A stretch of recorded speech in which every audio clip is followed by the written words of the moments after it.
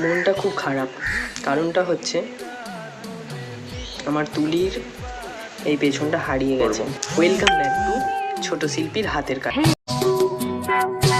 भीगी भीगी रातों में मीठी मीठी बातों में ऐसी बरसातों में कैसा लगता है ऐसा लगे। তো দুঃখর অবসান ঘটলো আমার।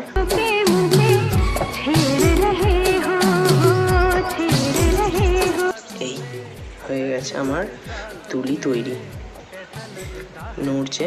তার জন্য একটা কাজ করা যেতে পারে, চলো দেখা যাক।